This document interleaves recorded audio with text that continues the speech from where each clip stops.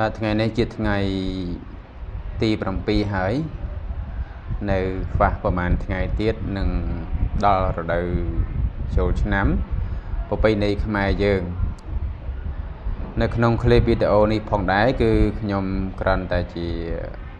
ការនិយាយជាសារដាស់តឿនតែប៉ុណ្ណោះសម្រាប់កូនក្នុងឱកាសឆ្នាំចាស់ផ្លាស់ចូលឆ្នាំថ្មីឆ្នាំចាស់នឹងគឺវាត្រូវបានទៅហើយអញ្ចឹងកុំឲ្យវានៅជាប់អាចទម្លាប់អាក្រក់តមាត់តពាក្យសម្ដីឬក៏ពាក្យសម្ដីត្រគូសបោះបោកពាក្យសម្ដីមិនសមរម្យពាក្យសម្ដីចលើសបឺសទៅកាន់ឪពុកម្ដាយទៅកាន់ម៉ាក់ប៉ារបស់យើងឲ្យវាបាត់ទៅឲ្យវារលាយសូន្យទៅតាមពេលវេលាទៅតាមឆ្នាំចាស់ហ្នឹងទៅកុំយកទម្លាប់ចាស់ទាំងអស់ហ្នឹងមកប្រើ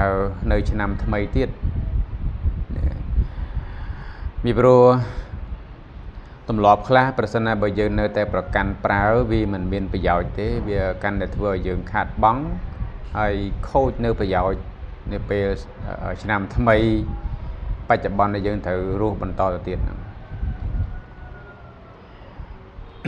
នៅក្នុងពុទ្ធសាសនា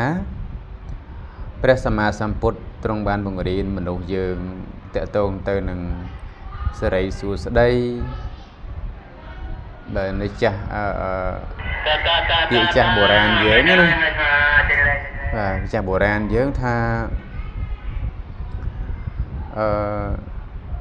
សិរីមាន3ប្រការលើមុខលើទ្រូងហើយនឹងលើនៅជើងរបស់យើងអានឹងគឺតកតងទៅនឹងសុខភាពសុខភាពក៏មាន3ដែរមានសុខភាពផ្លូវកាយអធិស្ឋានមាន2សុខភាពផ្លូវកាយនិងសុខភាពផ្លូវចិត្តបាទអញ្ចឹងតកតងទៅនឹងសេរីនេះគឺវាអាស្រ័យលើការអនុវត្តការប្រព្រឹត្តឬក៏សកម្មភាពផ្សេងដែលយើងត្រូវធ្វើហ្នឹងអញ្ចឹងរដូវកាលចូលឆ្នាំវាអត់ច្រើនទេហើយវាជារដូវកាលមួយដែលខ្មែរយើងបានប្រកាន់ទំនៀមទម្លាប់នឹងមកហើយអញ្ចឹងសូម្បីតែកិច្ចការងារផ្សេងតាមរដ្ឋតាមអីហ្នឹងក៏ត្រូវឈប់សម្រាករយៈពេល3ថ្ងៃសម្រាប់ឲ្យបងប្អូន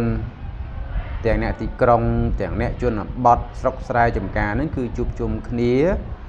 សម្រាប់ពីការងារជួបជុំគ្នាដើម្បីធ្វើនៅវិសាសភាពឬក៏ការនឹករលឹកគ្នាហើយការលេងសង្ក្រាន្តនៅសម័យមុនគឺមិនដូចឥឡូវទេបងប្អូនសម័យមុនណាខ្ញុំមិនលើកពីសម័យមុនមកនិយាយប៉ុន្តែលើកពីសម័យនេះអញ្ចឹងយើងមុននឹងទៅណាមកណីធ្វើដំណើរកំសាន្តទៅកន្លែងនេះទៅកន្លែងនោះយើងគួរតែធ្វើរឿងល្អខ្លះទៅជាមួយនឹងមេត្តាបិតារបស់យើងឬបើយើងមិនមានម៉ាក់ប៉ាទេគឺយើងមានតាមានយាយមានឪពុកម្ដាយធំម្ដាយមីងអីចឹងទៅយើងធ្វើល្អជាមួយគាត់ទៅទីការទិញកៅអៅតាមនិយាយទៅតាមលទ្ធភាពដែលយើងមានទិញទៅបើថាអត់ទេក៏យើងត្រឹមតែជួបគាត់អីយើងនិយាយរាក់ទាក់ទៅតាមពេលដែលយើងអាចទៅប៉ុន្តែសូមកុំបន្តនៅអិរិយាបថមួយចំនួនដែលយើងទៅពីឆ្ងាយហើយទៅដល់ផ្ទះបែរទៅជានាំបញ្ហាឲ្យអ្នកផ្ទះទៅជាឆ្លោះទៅជាប្រកែកគ្នាបែបនេះបែបនោះអាហ្នឹងវាមិនរឿងល្អទេវាមិនមែនជារឿងចូលឆ្នាំឲ្យយើងសប្បាយបែរទៅជាមានទំនាស់អីគឺអត់ល្អហើយសម្រាប់ម៉ាក់ប៉ាពុកម្ដាយយើងវិញកូនគួរតែធ្វើនៅសកម្មភាពមួយចំនួនដែលគួរតែធ្វើដោយអខានមិនបានគឺស្រង់ព្រះមែនទែនទៅស្រង់ព្រះនេះយើងស្រង់ពេលណាក៏បានដែរនៅពេលដែលគាត់នៅមានជីវិតយើងស្រង់គាត់ឧទាហរណ៍ថាយើង3-4ខែយើងទៅផ្ទះម្ដងយើងគួរតែស្រង់ទៅតាមរដូវកាលទៅបើរដូវក្តៅដូចរដូវក្តៅអញ្ចឹងយើងដួសទឹកមកមានផ្កាមានអីដាក់មកយើងមិនបាច់ចាំថ្ងៃសង្គ្រាមស្រង់អត់ទេបងមិនប្រកាសថាគាត់នៅ nó mình bật cọt á nó mình bón đấy là mình bật cọt là cọt nơi ở ngày nụ hết nè mình này tham nó là cọt nơi đo ngày nụ ót nơi ngày sừng cran ót vì pro chỉ vật nụ dướng với ót tiền đối tắc mà thầm nọ là lơ sặc chụp để cho màu khăn tích lẹ vì là nó cứ bình chẳng chẳng hay cầm oi rong cham pe đi rong cham pe rồi dương men là ca pe lý thưa há dương thưa từ còn chăm bạch từ kết ấy bên ngày cham pe đi cham pe nó hạ đôi chỉ dương cầm nọt pe về đi ruột ban luôn ấy nhé ở đây vì mình trầm trời thì chẳng hay dương thưa từ cái này bà sinh chỉ dương chăm chụp chùm cái này nó cứ chăm đất bên đây cục dáng từ đang thà viêm ai tam ca rong cham bỏ dương bàn tê bây giờ mình là cái dương thưa môn thưa cao thế vì mình được ấy thế nè về mình bàn thà chăm thưa room cái này chơi muôn cho cái về mình hay bà sinh chỉ dương về mình pe chả thế nó dương thưa môn cây ở đây sẽ dương mình pe chả như rong cham được bên đấy thử cham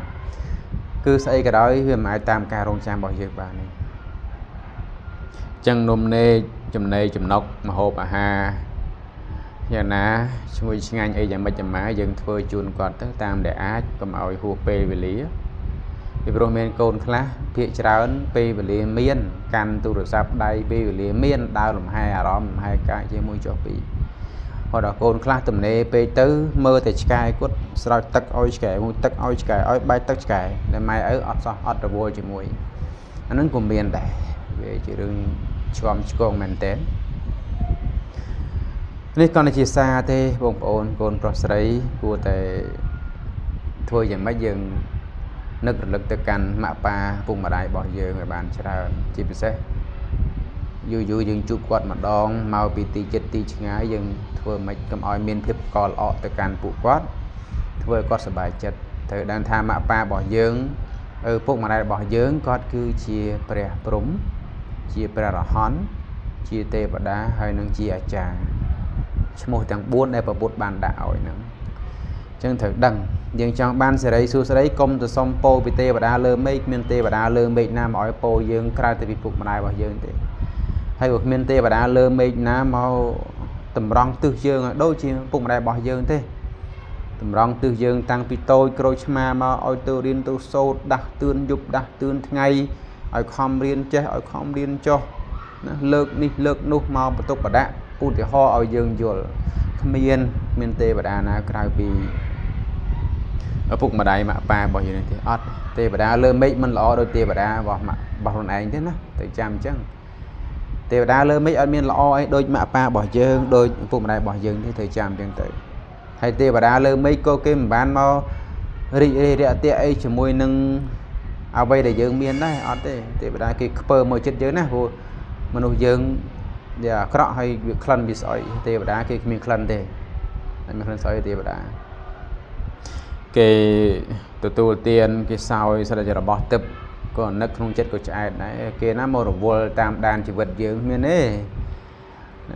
ណាយើងនៅជាមួយពុកម្ដាយម៉ាក់ប៉ារបស់យើងរាល់ថ្ងៃត្រូវដឹងថាយើងកំពុងតែនៅជាមួយព្រះរបស់យើងកុំទំនេរកាន់ទូរស័ព្ទច្រើនពេកអត់ប្រយោជន៍ទេអានឹងសូមប្រាប់ឲ្យដឹងណាចឹងហើយឱកាសពេលវេលាមានហើយយើងធ្វើល្អជាមួយពួកគាត់ឲ្យបានច្រើនទៅកុំប្រហែសឲ្យសោះណាប្រហែសបាត់ប្រយ័ត្នគង់អានឹងបើយើងកាលណាបើយើងប្រហែសវាអាចធ្វើឲ្យយើងស្ដាយក្រោយចឹងសារនេះសង្ឃឹមថាបានជាចំណែកតូចមួយសម្រាប់បងប្អូនកូនក្មួយយកទៅគិតពិចារណាថាតើអ្វីដែលខ្លួនឯងកំពុងតែធ្វើហើយនឹងមិនទាន់បានធ្វើតើការងារអីខ្លះ